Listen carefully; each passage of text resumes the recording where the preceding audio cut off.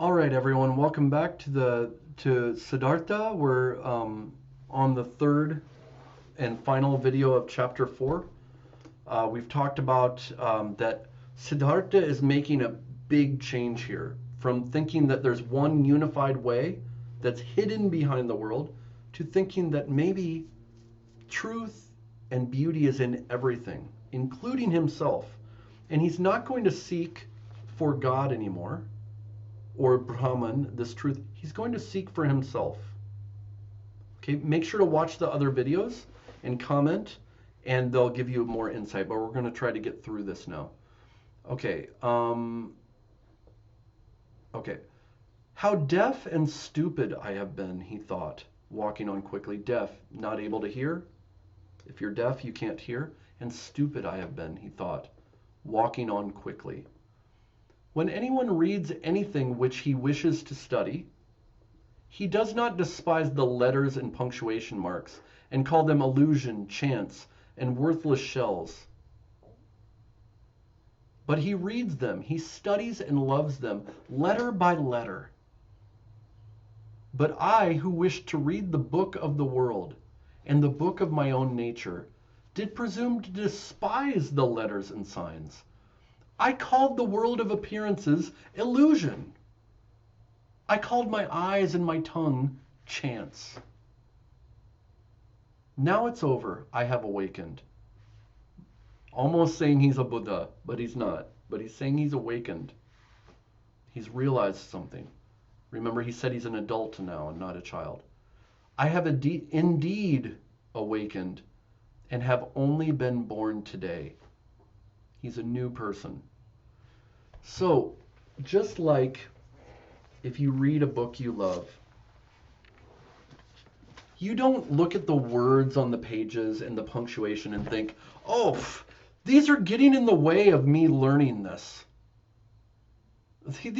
Why do I need these words? And I just need to know this book. But you need the words. You love the words, and you love even the punctuation. Punctuation, the periods, the commas. Why? Because they help you to understand what the book is saying. He realizes now he despised the book of the world, of understanding the world. He despised the book of his own nature. Did presume to despise the letters and signs of his own life. He tried to destroy this. He's giving another analogy of this to see behind it. He called the world of appearances. That means what we can see. He called this illusion. That truth was behind it. He called his eyes and his tongue, his senses, chance. They're just chance. They may catch something, they may not. Now it's over. Boom. He's made a decision. It's over. I have awakened. I have indeed awakened and have only been born today. But as these thoughts passed through Siddhartha's mind, he suddenly stood still, as if a snake lay on the path. So a snake would be there and he'd be like, oh! He stood still. Then suddenly this also was clear to him. He, who was in fact like one who had awakened or was newly born, must begin this life completely afresh. He needs to start all over. When he left the Jetavana grove that morning, the grove of the illustrious one, the Buddha, already awakened, the Buddha, already on the way to himself, the Buddha, it was his intention, and it seemed the natural course for him after the years of his asceticism, to return to his home and his father. I'm sorry, my stomach is rumbling. I apologize. To return to his home and his father. I'm sorry. He wasn't talking about the Buddha. He was talking about himself. He was already awakened. He was already on the way to himself. His intention was to return to his father. Remember, his father said to return to him if he found, awakening, or if he didn't, to come back to him. But now, however, in that moment, he stood still as if a snake lay on his path. Says it again. And this came to him. I am no longer what I was. I am no longer an ascetic, no longer a priest, no longer a Brahmin. What then shall I do at home with my father? Study? study, offer sacrifices, practice meditation. All this is over for me now. It's over. It's the past. Siddhartha stood still for a moment. An icy chill stole over him. Have you ever had this experience where you're scared of what you yourself are choosing? Of what you yourself have realized? He shivered inwardly like a small animal. Shivered inwardly. Like a bird or a hare, that's a rabbit. When he realized how alone he was. He was alone now. He had been homeless for years and had not felt like this. Now he did feel it. Previously, when in deepest meditation, he was still his father's son. He was a Brahmin of high standing, a religious man. Even when he was an ascetic, everyone knew who he was, and he knew who he was.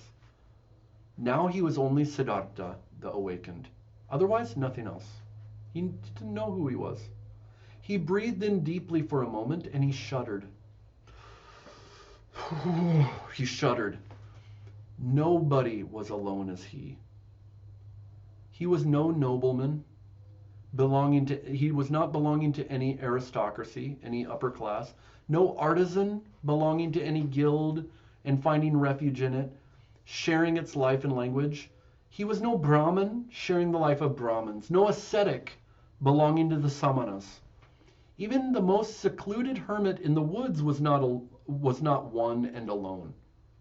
He also, the hermit belonged to a class of people, the hermits. Govinda had become a monk, and thousands of monks were his brothers, wore the same gown, shared the same beliefs, spoke his language. Govinda wasn't alone. But he, Siddhartha, where did he belong? Whose life would he share? Whose language would he speak? By believing what he believes, he's no longer part of anything. He no longer believes in any of that. At that moment, when the world around him melted away, when he stood alone like a star in the heavens, he was overwhelmed by a feeling of icy despair. Despair means you don't have any hope and it's so cold. But he was more firmly himself than ever. This is German philosophy. To realize that the world is meaningless, but to be yourself. Nietzsche talked about the death of God and how you had to be brave in the midst of this. Is somewhat German philosophy meets Buddhism a little bit, right? So he was overwhelmed by a feeling of icy despair. He was alone. He didn't know what the world was anymore. He didn't fit in with anyone. He was more firmly himself than ever, though. That was the last shudder of his awakening. Almost like when a baby is born, and then it shudders, and then it cries, and now it's born. The last shudder of his awakening. The last pains of birth. He's now born. He had to go through that pain of childbirth, and now he's born. Immediately, he moved on again and began to walk quickly and impatiently. No longer homewards, no longer to his father, no longer looking backwards. Where's he going? Exactly. He doesn't even know. Sorry, my stomach is growling. I apologize. I haven't eaten. So make sure to comment, ask any questions, and we'll talk about this further. But like I said at the beginning, this is Hesse's Siddhartha. This isn't the Buddha. So it's good for us to think about, do we agree with this? Do we not?